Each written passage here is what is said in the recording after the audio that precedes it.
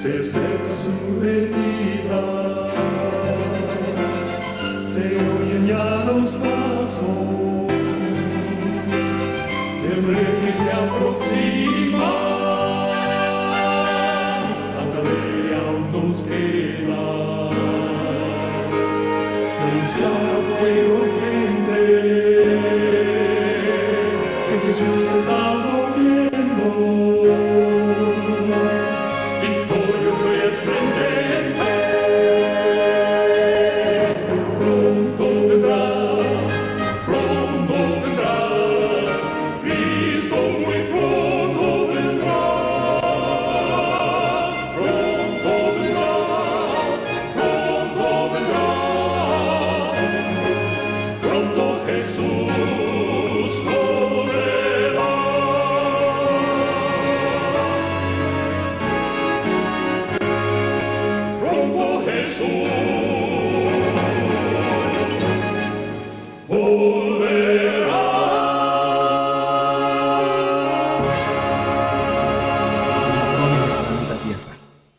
Del pueblo adventista del séptimo día es de aquellos de los cuales vamos a hablar en esta mañana, aquellos que abandonamos una tradición en la cual en un momento llegamos por años a pensar que esa era, pero el Señor no deja a nadie en tinieblas.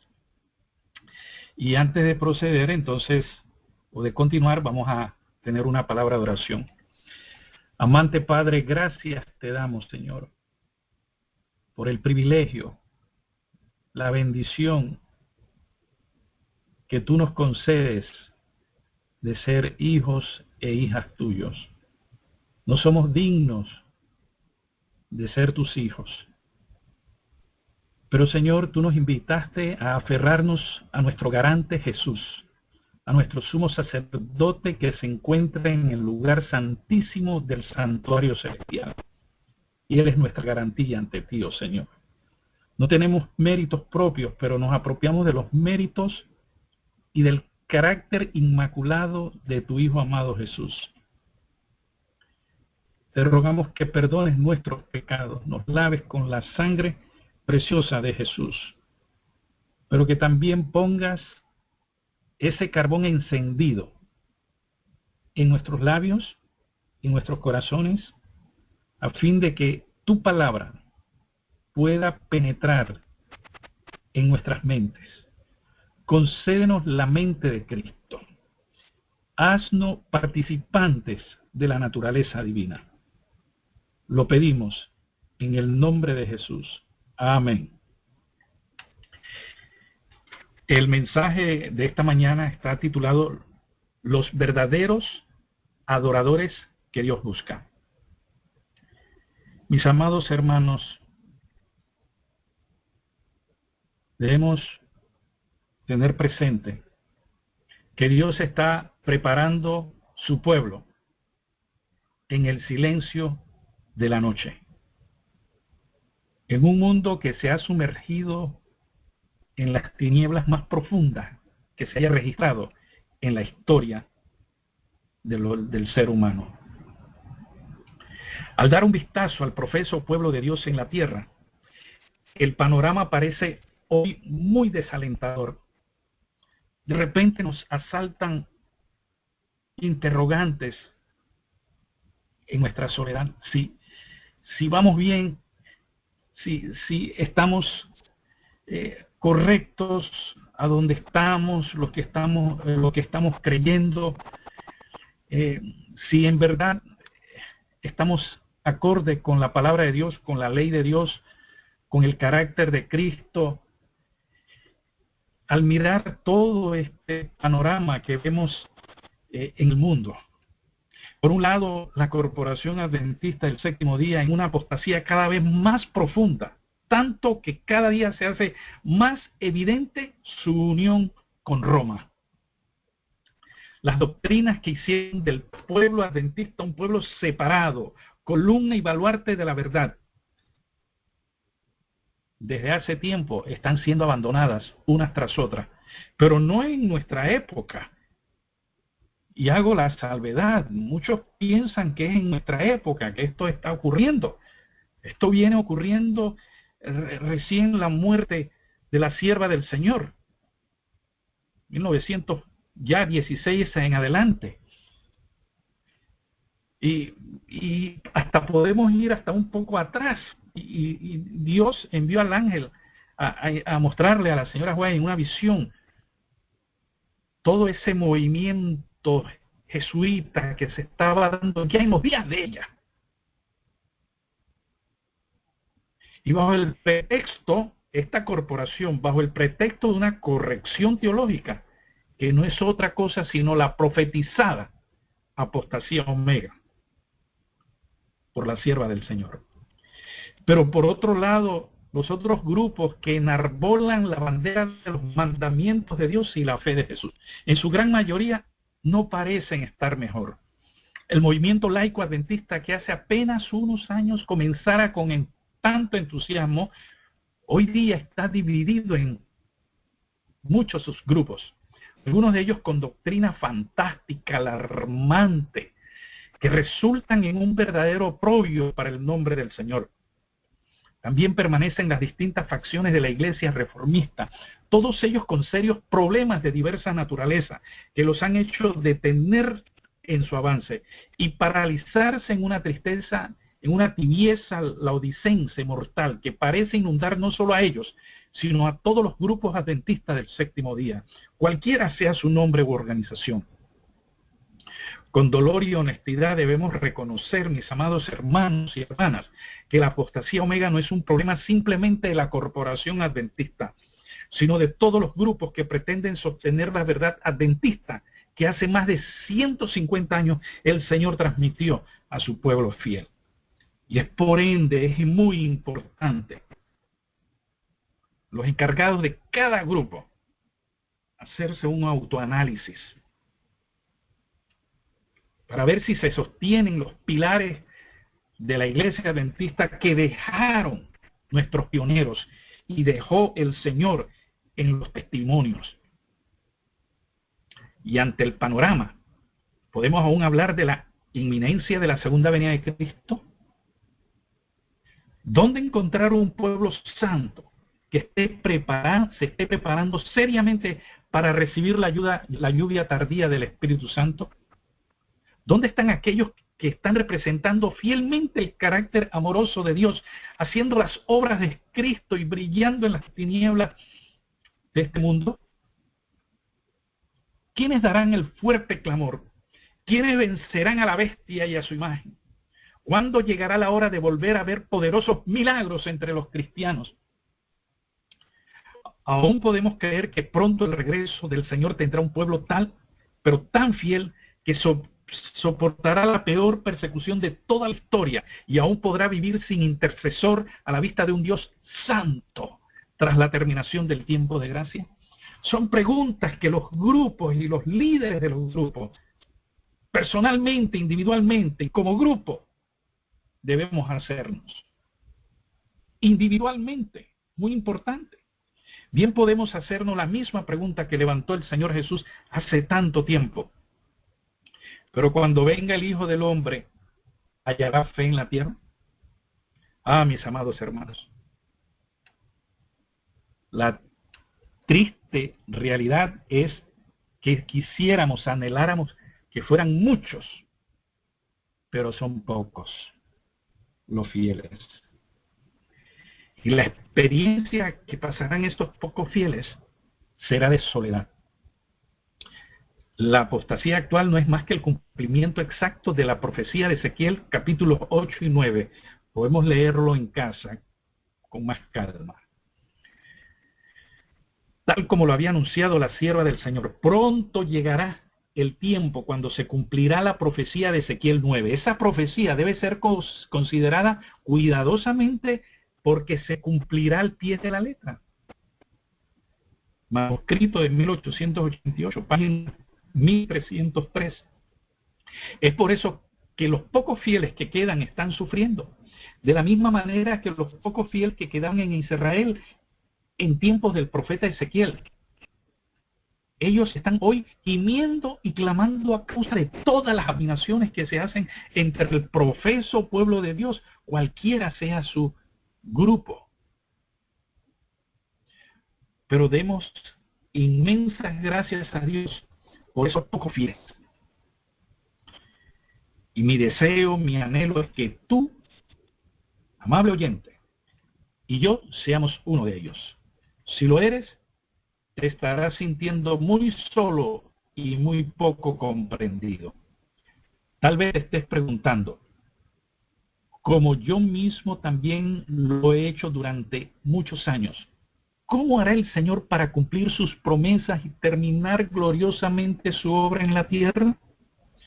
¿Cómo hará para reunir un pueblo fuerte, fiel y unido, que al fin sea lleno del Espíritu de Cristo e ilumine la tierra con su gloria?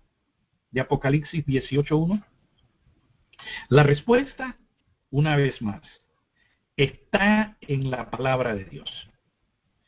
Y aunque confieso que no puedo delinear todos los detalles, podemos decir con certeza que lo que está pasando, si bien en las apariencias es muy desalentador, en realidad no es otra cosa que parte de un glorioso y muy sabio plan divino para cumplir lo que Dios desea, aquello que precisamente parece cada vez más lejos de poder realizarse. Realmente alabo a Dios por haber encontrado lo que ahora quiero compartir contigo, que llena de esperanza y renueva la fe de los atribulados hijos e hijas de Dios. Podemos encontrar allá en Juan 4:24, conocemos ese relato de la samaritana con Jesús, y vemos allí en la esencia de lo que Dios busca. Dios busca verdaderos y fieles adoradores que estén dispuestos a honrar su nombre, que no estén interesados tanto por su salvación, que no esté yo interesado tanto por mi salvación, sino que estemos interesados por honrar el carácter de Cristo, honrar el carácter del Padre. Y la samaritana quería confrontar monte con monte, iglesia con iglesia, organización con organización. Pero Jesús dejó bien en claro que los verdaderos adoradores que Dios busca no deben ser seguidores de alguna organización, de algún grupo, sino del Dios vivo, del Padre Celestial, de su Hijo Jesucristo. No deben depender de los hombres, sino de Dios mismo y de su palabra suprema. Y si bien necesitan unirse, organizarse y trabajar en unidad y armonía, con respeto a las autoridades eclesiásticas debidamente constituidas y respetando el orden evangélico, abro paréntesis, no el sistema papal verticalista ni corporativo, cierro paréntesis, jamás deben caer en el error de apoyarse espiritualmente en ellas y seguirlas ciegamente, porque todo líder puede errar, toda iglesia puede caer, toda organización puede fracasar, por más bendecido que haya sido su comienzo.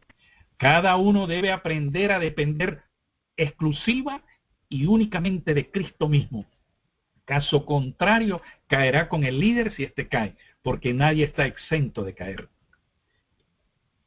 Y mis amados hermanos, según el relato de Jeremías 17, 5 al 8, nadie llegará a la verdad mientras confiese en la dirección de la autoridad humana. Y lo refuerzo con el espíritu de profecía en el deseo de toda la gente, página 114. Ninguno llegará a un conocimiento salvador de la verdad mientras confíe en la dirección de la autoridad humana. Como Natanael, necesitamos estudiar la palabra de Dios por nosotros mismos y pedir la iluminación del Espíritu Santo, del Espíritu de Cristo. Aquel que vio a Natanael debajo de la higuera, nos verá en el lugar secreto de oración. Los ángeles del mundo de luz están cerca de aquellos que con humildad solicitan la dirección divina. Ah, mis amados hermanos y hermanas, el pecado tan común de querer depender de una organización de teólogos, es muy humano apoyarse en una organización religiosa. Para los líderes es una ocasión para ejercer el poder y aprovecharse de él de diversas maneras. Y para los liderados es más cómodo, pues confían todas sus decisiones difíciles a los líderes y a los teólogos. se ahorran de escudriñar las escrituras y pensar por sí mismos. Van donde el grupo va, no se sienten solos, no son mirados como raros ni perseguidos y disfrutan de los muchos beneficios que ofrece la organización o el grupo con sus interesantes instituciones. Por eso, ese problema se manifestó desde un principio en el antiguo Israel. Allá en 1 Samuel 8, 4 al 7, versículo 19 al 20, el grave error de los israelitas, según este relato de 1 Samuel 8, fue pedir rey. Los hebreos exigieron un rey a Samuel. Estoy leyendo Spiritual Gift, tomo 4, páginas 65 y 66, o en el libro El conflicto y valor, página 146. Los hebreos exigieron un rey a Samuel, al profeta, como lo tenían todas las naciones a su alrededor. Al preferir un monarca despótico al gobierno sabio y benigno del Dios mismo, mediante la jurisdicción de sus profetas, mostraron una gran falta de fe en Dios y de confianza en su providencia para levantarles gobernantes que los dirigieran y gobernaran. Al ser los hijos de Israel, el pueblo peculiar de Dios, tenían una forma de gobierno esencialmente diferente del de todas las naciones que los rodeaban. Dios les había dado estatutos y leyes, había elegido a sus gobernantes y el pueblo debía obedecer en el Señor a esos dirigentes. Se debía consultar al Señor en todos los casos de dificultad o gran perplejidad. Exigir un rey significaba una separación rebelde de Dios, su guía especial. Él sabía que un rey no sería lo mejor para su pueblo escogido. Si tenían un rey de corazón altivo y enemistado con Dios, los alejaría del Señor, haciendo que se rebelaran en contra de él. El Señor sabía que nadie podía, sin exaltarse, ocupar el puesto de rey y recibir los honores generalmente dados a un rey. Abro paréntesis. Los israelitas, cierro paréntesis, pensaban que sus caminos eran correctos a sus ojos, mientras que al mismo tiempo estaban pecando contra Dios. Es un pecado confiar la salvación en manos de hombre. La palabra de Dios dice claramente, todos serán enseñados de Dios. Pero nos da pereza investigar, tomar las escrituras, para que el Señor nos enseñe si esto lo que está diciendo el pastor Olmos, si esto lo que está diciendo el teólogo aquel o aquel otro pastor, es un así dice Jehová. Para remediar la situación, Dios le dio un rey, pero colocó a su lado un profeta, a cuya palabra el rey debía estar sujeto, para que Dios continuase siendo el verdadero rey. Después, ya tarde, se arrepintieron. 1 Samuel 12:19. ¿Cuál es el mayor o capital problema del papado católico romano? Es una pregunta. El domingo en lugar del sábado, la adoración de imágenes, la Trinidad, que es la doctrina capital y fundamental para que usted sea un católico o un excelente católico, toda su falsa y pagana doctrina. No, su mayor problema es poner a hombres en lugar de Dios para así apartar a los seres humanos de su único y legítimo Señor. Segunda de Tesalonicenses 2, 3 y 4. Y ese es nuestro mayor problema en asuntos de fe y de salvación.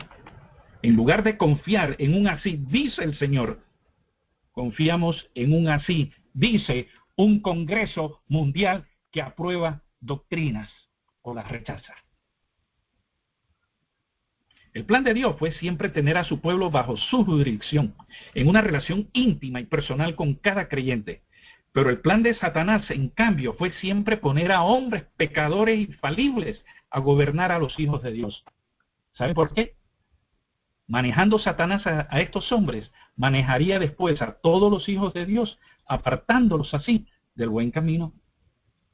En Conflicto de los Siglos, página 653, la pluma inspirada dice lo siguiente: Satanás trata continuamente de atraer la atención hacia los hombres en lugar de atraerla hacia Dios.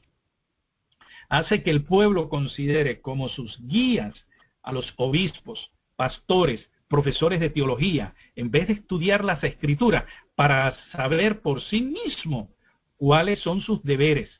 dirigiendo luego la inteligencia de esos mismos guías, puede entonces también encaminar las multitudes a su voluntad. Y en Gálatas 2:4, Gálatas 5:1 y 19, debemos aprender a vivir la verdadera libertad en Cristo. Y 1 Pedro 5:1 al 3, los líderes jamás deben enseñorearse de su grey. Llámese corporación, llámese grupos de sostén propio, llámese el nombre que quieran darle. Tengamos mucho cuidado con la actitud fatal de confiar nuestra alma al ser humano. Llámese ministro, teólogo, líderes, dirigentes. Consejo sobre la salud, página 37. La generación actual le ha confiado sus cuerpos a los médicos y sus almas a los ministros. Es así. La gente ciegamente va al médico. Oh, y el diagnóstico y el resultado y las medicinas que ese médico le da, lo agarran con una fe, una confianza explícita en ese médico y en lo que va a beber. Y es lo mismo en el aspecto espiritual. Estamos confiando nuestras almas a lo que han dicho los teólogos. ¿Acaso no se le paga bien al ministro para que estudie la Biblia en lugar de sus feligreses, de modo que estos no tengan que molestarse en hacerlo? ¿Sí? Cuando yo era corporativo, yo dedicaba 8 horas de estudio todos los días. Para eso me pagaban. No es obligación suya decirle lo que no deben creer y decidir todas las cuestiones teológicas dudosas sin que ellos tengan que realizar ninguna investigación especial. Esto es pensamiento profético del espíritu de profecía. Lamentablemente, hoy se están cumpliendo las palabras del profeta Isaías en Isaías 3:12. Pueblo mío, los que te guían, te engañan y tuercen el curso de tus caminos. Y tenemos algunos ejemplos históricos de la manera en que Dios ha guiado a su pueblo en las crisis de zarandeo. ¿Recuerdan cuando Jesús vino a la tierra? Los hijos de Dios tuvieron que separarse y abandonar la iglesia judía al no querer arrepentirse del grave pecado de rechazar y dar muerte a su hijo. Otra parte de la historia, cuando la gran apostasía de los siglos 3 al 5, los fieles tuvieron que salir y refugiarse para poder seguir al Señor libremente en espíritu y en verdad. Dios busca hoy ese tipo de adoradores, verdaderos adoradores, que serán los únicos que pasen con éxito la tremenda prueba en la que todos los observadores del santo sábado seremos probados hasta lo sumo. Más tarde vemos la Reforma Protestante con Lutero y una serie de grandes hombres de Dios. Y por último, la crisis de 1844 entre los adventistas. Solo 50 entre 900,000 salieron y se mantuvieron fieles a Dios. Y por último, 1888, la triste experiencia de Minneapolis. Ahí no fue la mayoría. Y tenemos algunos ejemplos bíblicos de cómo prepara Dios a su pueblo. Leamos primeramente una historia muy conocida, cuando Jesús echó fuera a los demonios de los gadarenos, de los sepulcros. Como consecuencia, el pueblo expulsó a Jesús por haber ocasionado la pérdida económica, la pérdida de los cerdos. Que al ser humano sin Cristo le interesa más su economía que a Jesús. Y en el libro El deseo de toda la gente, de la página 303 al 308, dice la inspiración: al ocasionar la destrucción de los cerdos, Satanás se proponía apartar a la gente del Salvador e impedir la predicación del Evangelio en esa región. Pero este mismo incidente despertó a toda la comarca, como no podría haberlo hecho otra cosa alguna, y dirigió su atención a Cristo. Aunque el Salvador mismo se fue, los hombres a quienes había sanado permanecieron como testigos de su poder. Los que habían sido agentes del príncipe de las tinieblas vinieron a ser conductos de luz, mensajeros del Hijo de Dios. Los hombres se maravillaban al escuchar las noticias prodigiosas. Se abrió una puerta a la entrada del evangelio en toda la región. Y cuando Jesús volvió a Decápolis, la gente acudía a él.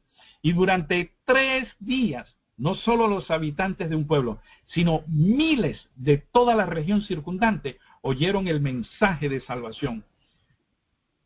Aún el poder de los demonios está bajo el dominio de nuestro Salvador, Cristo Jesús. Y Él predomina para el bien sobre las obras del mal. Y en la Biblia, entonces, comprobamos el triunfante retorno de Cristo a Decápolis. Maravillosa sabiduría de Jesús. Para los ex endemoniados, la misión solitaria que Cristo les encargó fue una preparación mejor que si hubiesen estado junto con Jesús y los 12 discípulos. Ellos rogaban a Jesús que les dejase estar con él, pero Jesús vio que era mucho mejor para ellos mismos enviarlos a trabajar solos. Aunque no sabían casi nada de doctrina, ni de teología, ni griego, ni hebreo, estaban dispuestos a decir lo que habían presenciado del poder de Jesús. Habían sido transformados y eso les bastaba. Ese es el mayor testimonio que podemos compartir. ¿Qué ha hecho Jesús en nuestras vidas? Eran verdaderos conversos. Algo raro de ver hoy en nuestros días. Y para un verdadero hijo o hija de Dios realmente convertido, trabajar para Dios en la soledad es la mejor manera de crecer espiritualmente. Cuán sabia fue la estrategia de Jesús, que dirigió las cosas para tener una cosecha grande en Decápolis. Si él hubiese predicado antes, no hubiese tenido el resultado que tuvo después de la preparación del terreno que hicieron los 2 ex endemoniados. También para nosotros hoy, la soledad, mis amados hermanos y hermanas, la oposición, el trabajo por los otros, es la mejor preparación para tener mayor fortaleza espiritual. José, Moisés, David, Elías, Juan el Bautista, pero nuestro amado y glorioso Salvador Jesús mismo, fueron todos preparados para su ministerio en la soledad, para tener una profunda comunión con Dios. Y tenemos el maravilloso ejemplo de José. Podemos ver por un momento en la prodigiosa experiencia de José. A los 17 años, duramente arrancado de su hogar paterno, para vivir una vida de esclavitud, sin tener a nadie con quien compartir su fe. Pasó primeramente 10 años en la casa de Potifar, como esclavo a su servicio. Luego le tocaron 3 años desagradables en la cárcel, por causa de su fidelidad a la palabra de Dios. Podía haber murmurado contra Dios por la amarga suerte que le tocaba vivir, que por tantos años se prolongaba, pero no. En vez de eso se aferraba más y más del Señor. Después 9 años en el poder de la nación más poderosa de aquel tiempo. Y recién entonces se reencontró con su padre, después de 22 años sin tener a nadie con quien compartir un sábado de adoración. Pero José mantuvo su fe firmemente durante 22 años, en los cuales no tenía nadie con quien reunirse, nadie con quien confraternizar en el Señor, sin pastor, sin iglesia, sin templo, sin congregación, solo, además rodeado del paganismo más degradante. Con todo eso, no perdió jamás su fidelidad a Dios. No dejó jamás de orar con fervor diariamente. No dejó jamás de hacer una completa consagración al Señor. Bendita experiencia que marcó su vida a los 17 años. En medio del dolor, del desgarro familiar y la angustia de ser separado de todo lo que más amaba en la tierra. Porque el Padre busca tales verdaderos adoradores. Podemos mencionar otros hombres que se prepararon en la soledad. De Jesús dice la pluma inspirada sobre su constante soledad. Deseo de toda la gente, página 71. He pisado solo yo el lagar y aquí leo Isaías 63:3, y de los pueblos nadie había conmigo. Los pisé con mi ira, y los hollé con mi furor, y su sangre salpicó mis vestidos, y manché todas mis ropas. Durante su niñez, su juventud y su edad viril, Jesús anduvo solo. En su pureza y fidelidad pisó solo el lagar, y ninguno del pueblo estuvo con él. Llevó el espantoso peso de la responsabilidad de salvar a hombres y mujeres. Sabía que a menos que hubiese un cambio definido en los principios y los propósitos de la familia humana, todo se perdería. Era esto lo que pesaba sobre su alma, y nadie podía apreciar esa carga que descansaba sobre él. Y esto ocurrirá también a los que amamos al Señor. Nadie nos va a comprender. Elías también recibió su preparación en la soledad para su gran victoria sobre el monte Carmelo. Deseo de toda la gente, página 391. Elías había conocido la soledad de espíritu, mientras durante 3 años y medio había llevado el peso del odio y la desgracia de la nación.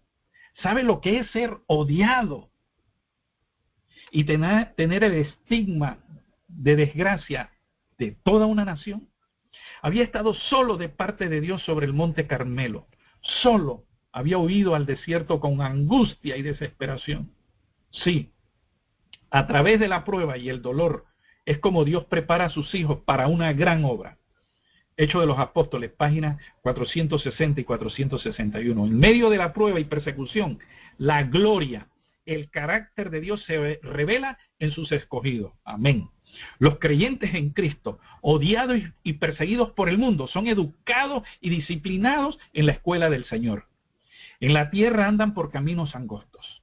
Son purificados en el horno de la aflicción. Siguen a Cristo en medio de penosos conflictos. Soportan la negación y experimentan amargos chascos. Pero así aprenden lo que es la culpa y miseria del pecado. Y llegan a mirarlo con aborrecimiento. ¿Qué cosa? El pecado. Al ser participantes de los sufrimientos de Cristo, pueden ver la gloria más allá de las tinieblas y dirán, porque tengo por cierto que lo que en este tiempo se padece no es de comparar con la gloria venidera que en nosotros ha de ser manifestada. Romanos 8:18. Y mis amados hermanos, esa gloriosa unión final de los hijos de Dios ya está a las puertas.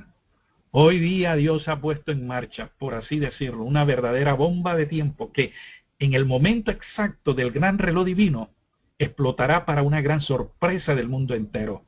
Cuando de repente aparezca una multitud de siervos y siervas de Dios en todas partes, que inesperadamente se levantarán con gran poder para defender la honra y la ley de Dios. Cuando el mundo entero la quiera anular mediante leyes dominicales, ellos mostrarán un frente unido como el acero, que nadie podrá vencer, y conmoverán la tierra con su testimonio. Léalo, Apocalipsis 18:1. Y en eventos de los últimos días, la página 156, cuando la tormenta de la persecución realmente se desate entre nosotros, las verdaderas ovejas oirán la voz del verdadero pastor, se harán esfuerzos abnegados para salvar a los perdidos, y muchos que se habían extraviado lejos del redil regresarán para seguir al pastor. El pueblo de Dios se unirá y presentará al enemigo un frente unido. Ante el peligro común cesará la lucha por la supremacía. No habrá disputa sobre quién debe ser considerado el mayor. Todo eso quedará a un lado, pero eso debe experimentarse desde ya. No desear puestos, no desear dirigencia, liderazgo. En una conmovedora visión le fue mostrado a la sierva del Señor la aparición luminosa de los hijos de Dios en un mundo de tinieblas. Miren ustedes, una de las primeras visiones acerca de chorros de luz. Estando en mi misma adolescencia, el Señor vio adecuado abrir ante mí las gloriosas del cielo, esas gloriosas visiones que ella tenía, o ella tuvo. Fue llevada en visión al cielo, y el ángel me dijo, miré al mundo como estaba en densas tinieblas. Cuando vi esas tinieblas fue indescriptible la agonía que me sobrevino. Otra vez vino la orden, mira, y otra vez miré fijamente el mundo y comencé a ver chorros de luz, como estrellas que punteaban toda esa oscuridad. Y entonces vi que se añadían una luz tras otra, y así a través de todas esas tinieblas morales aumentaban las luces semejantes a estrellas. Y el ángel dijo, esos son los que creen en el Señor Jesucristo y están obedeciendo las palabras de Cristo. Hebreos 1:1, porque en estos últimos días Dios ha hablado por su Hijo. Son la luz del mundo. Y si no fuera por esas luces, los juicios de Dios caerían inmediatamente sobre los transgresores de la ley de Dios. Vi entonces que aumentaba el brillo de esos chorritos de luz, brillando del este al oeste, del norte y del sur, y alumbrando todo el mundo. Ocasionalmente comenzaba a opacarse una de esas luces y otras se extinguían. Y cada vez que ocurría esto había tristeza y llanto en el cielo. Y algunas de esas luces se hacían más y más brillantes, y su brillo era muy abarcante, y muchas luces más se le añadían. Entonces había un precioso chorro de luz en el mundo. Mensaje selecto, tomo 1, página 86 y 87. Como en los días de Elías, cuando Dios tenía 7,000 que no habían doblado sus rodillas ante Baal. Hoy tiene muchos en el mundo que están caminando de acuerdo con la luz que han recibido. Tienen en reserva un firmamento de escogidos que todavía no resplandecerán en medio de la oscuridad. En los lugares donde solamente se podría esperar que otros cardos y espinas, aparecerán árboles cargados de frutos de justicia. En tales lugares habrá quienes rindan frutos más dulces al Señor que los que viven en lugares más favorecidos. Esparcirán a su alrededor la fragancia de su gracia a medida que florezcan en los lugares menos promisorios. Esto se puede leer en Cada Día con Dios, página 68. Entre los habitantes de la tierra hay dispersos en todo el país quienes no han doblado la rodilla ante Baal, como las estrellas del cielo, que solo se ven de noche. Estos fieles brillarán cuando las tinieblas cubran la tierra y densa oscuridad los pueblos. En la pagana África, en las tierras católicas de Europa y de Sudamérica, en la China, en la India, en las islas del mar y en todos los rincones oscuros de la tierra, Dios tiene en reserva un firmamento de escogidos que brillarán en medio de las tinieblas para demostrar claramente a un mundo apóstata al poder transformador que tiene la obediencia a su ley.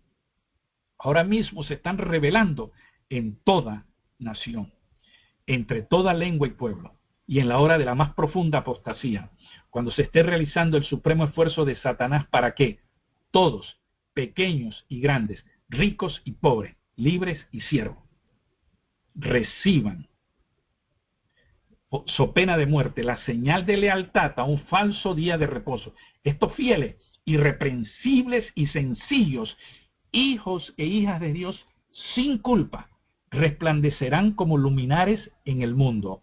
Apocalipsis 13:16 y Filipenses 2:15. Cuanto más oscura sea la noche, mayor será el resplandor con que brillarán estos fieles de Dios.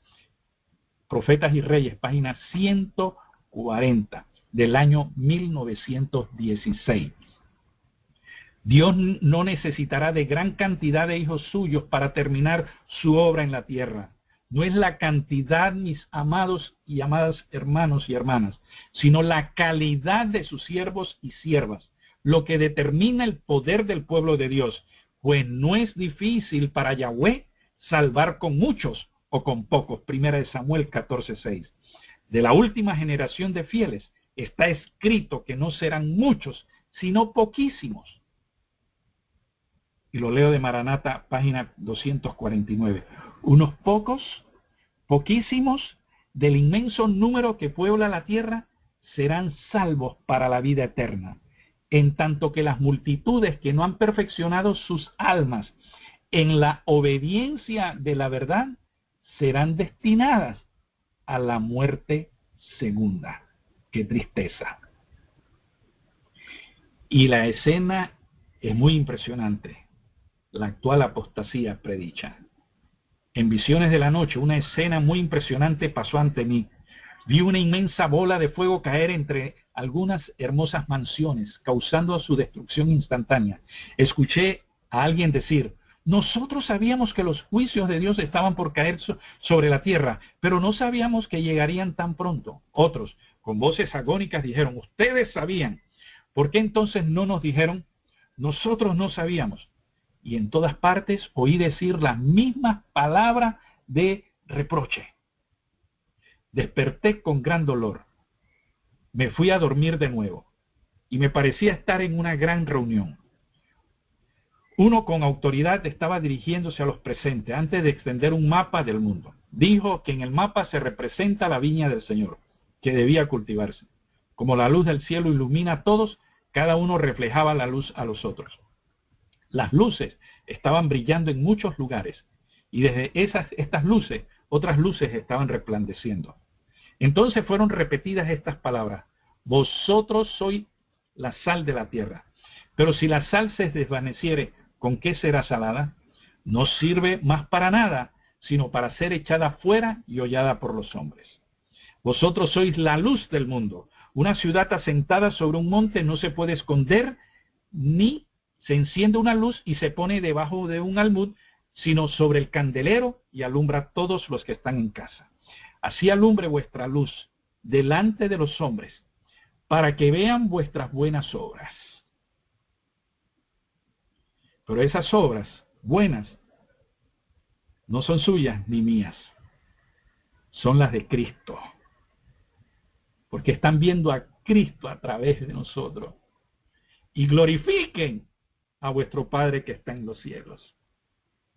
Vi rayos de luz brillando desde las ciudades y pueblos y desde los lugares altos y bajos de la tierra. La palabra de Dios era obedecida y como resultado había monumentos a él en cada ciudad y pueblo. Su verdad se proclamó a lo largo del mundo. Entonces este mapa fue quitado y puesto en otro en su lugar. En él la luz estaba brillando solo en unos pocos lugares.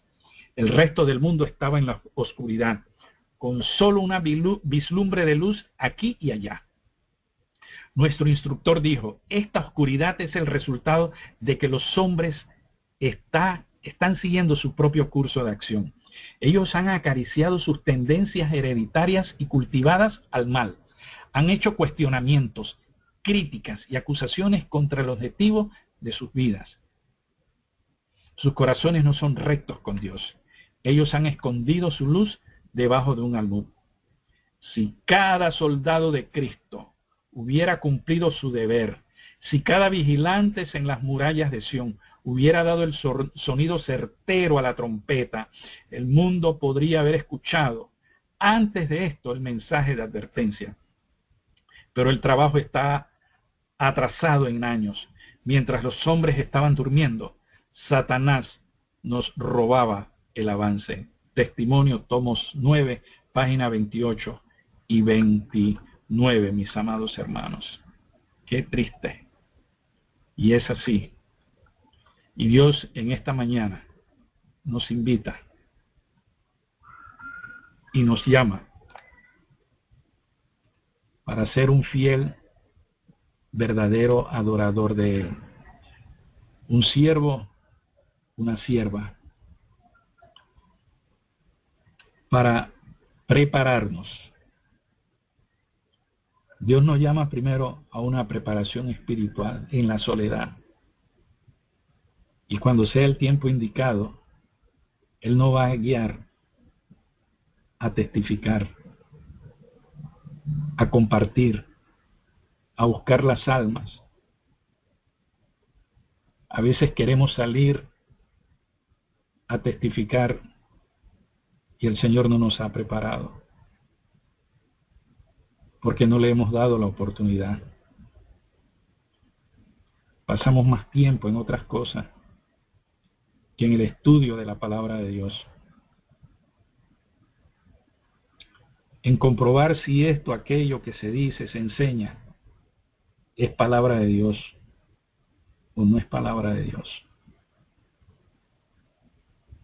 Y vamos a pasar por la experiencia que Jesús, Elías, Moisés, Daniel, David, muchos hombres y mujeres de Dios pasaron en la soledad, en la incomprensión. Yo quiero ser uno de ellos, de los que Dios está llamando. ¿Tú quieres ser uno de ellos también? Vamos a inclinar el rostro. Y si tú aceptas el llamado que Dios te está haciendo y me está haciendo, habla con Él en lo más íntimo de tu alma, reconociendo el precio que hay que pagar, porque Cristo ya lo pagó. Amante Padre que estás en los cielos y estás en nuestros corazones, gracias te damos, Padre, por tu santa palabra. Gracias por el espíritu de profecía. Te rogamos el perdón de nuestros pecados. Perdónanos si hemos sido siervos o siervas negligentes. Perdónanos si hemos sido negligentes en tomar más tiempo a que tú nos prepares mediante el estudio de tu palabra y del espíritu de profecía y de la oración y de la alabanza, y estar gastando el precioso tiempo que tú nos regalas a otras cosas que no nos aseguran nuestra preparación, ni contribuyen a nuestra preparación que tú quieres hacer de nosotros. Te rogamos, oh Señor, que nos perdones, que nos laves con la sangre preciosa de Cristo, de tu Hijo amado Jesús, y nos des tu Espíritu. Te rogamos, oh Señor, que bendigas a cada iglesia alrededor del mundo, congregados debajo de un árbol, a orillas de un río, en cualquier lugar que estén, oh Señor, en casas, en chozas, en una ladera, por cadena, no importa dónde esté tu pueblo, oh Señor, porque tú no miras estructuras, tú buscas verdaderos adoradores. Te rogamos, oh Señor, que extienda tu invitación a otros grupos y a otras iglesias. Bendíganos, oh Señor. Aumentanos la fe de Jesús. Impártenos el poder de Cristo para guardar tus santos mandamientos. Para que otros no nos miren a nosotros, sino que miren la gloria que tú has puesto en nosotros, que es el carácter de tu Hijo amado Jesús. Bendiga a nuestra familia que no están en tus santos caminos, oh Señor. Sígueles hablando. No los dejes en paz, no los dejes dormir, oh Señor. No los dejes conciliar el sueño. Inquiétalos, oh Señor. También a nuestros vecinos, a nuestros amigos, compañeros de trabajo, de cerca o de lejos, oh Señor. A tu pueblo que duerme en tinieblas, oh Señor. Despiértalos, Padre eterno, ten misericordia de ellos, porque son almas preciosas para Jesús. También ten misericordia de los líderes que han apostatado, oh Señor. No lo dejes en paz, oh Señor. Tráelos a los pies de Cristo. Llénanos del amor de Jesús para amar a la raza humana, indistintamente lo que crean o han dejado de creer. Gracias por amarnos. Gracias por perdonarnos. Y gracias porque contamos con Cristo, con Jesús, allí en el lugar santísimo del santuario celestial. Y en el nombre de Jesús te lo pedimos. Amén. Amén.